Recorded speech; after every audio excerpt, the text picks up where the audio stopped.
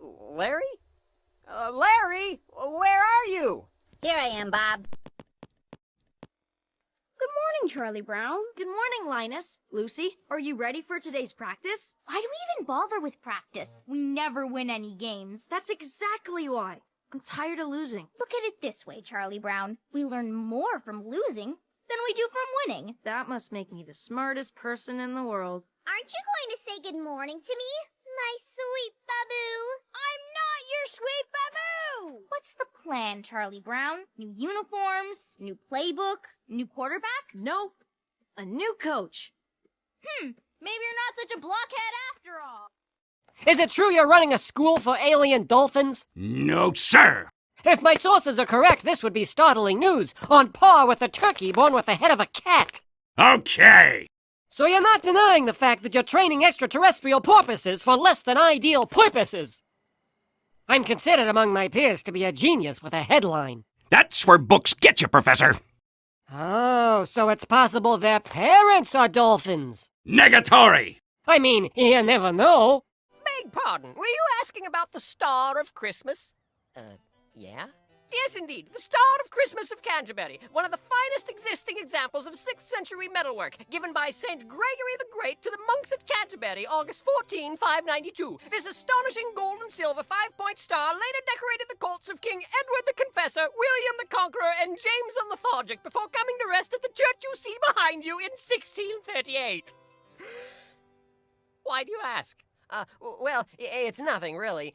They're just going to use it in a Christmas pageant. Good heavens! Are you certain? Yeah? That's astonishing! The star hasn't been publicly displayed since February 12, 1803, due to the perceived security risks from the reigns of King Charles the Greedy and Cedric the I'll-eat-anything star-shaped. That's big news!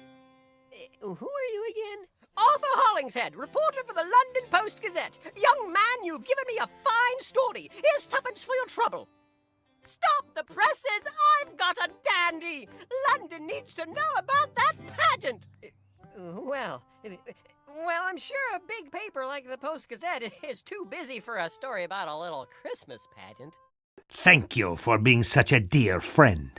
It's just that surely you can understand my position. I was simply acting in the public's best interest. We do have standards to uphold, you know. Nope. Nope. I see. How's it going, Edmund? Pretty good, Dad.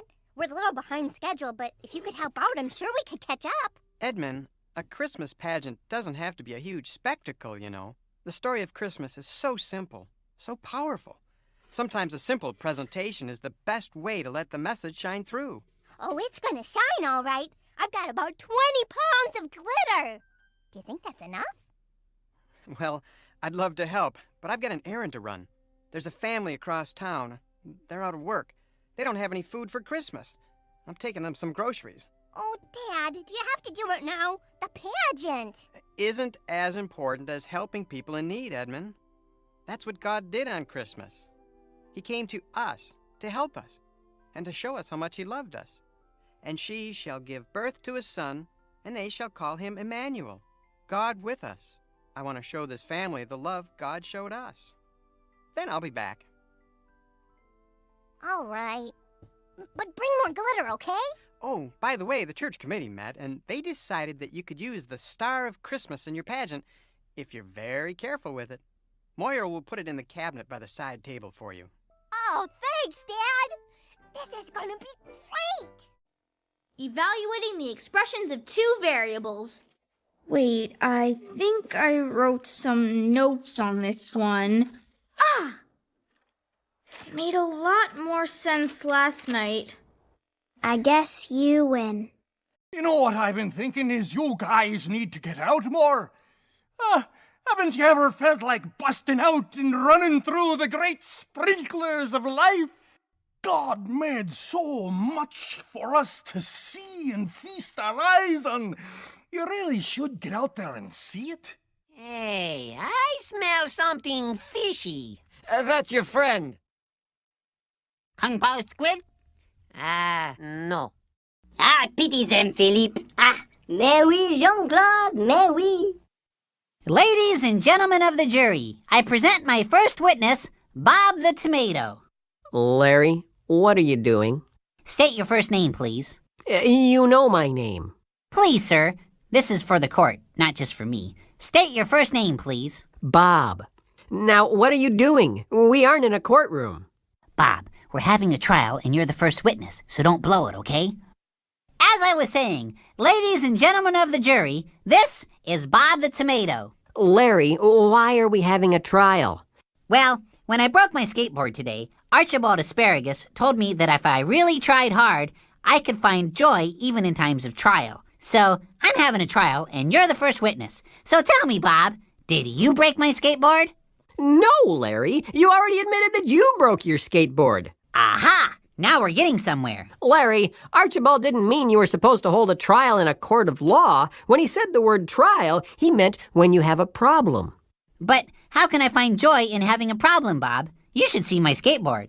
Well, weren't you joyful that Archibald was there to help you when it broke? Well, sure. He's my good friend. And aren't you joyful you have Archibald as a friend? I can see the error of my ways, Bob. I plead guilty as charged. But Larry, you aren't guilty of anything. It's all about finding joy. How about if we head over to... Abort! Some help here!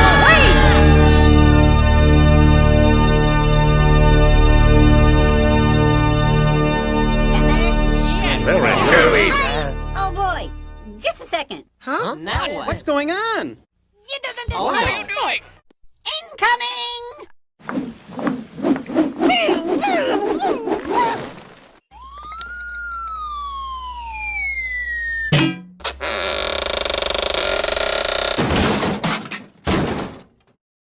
Oops, sorry.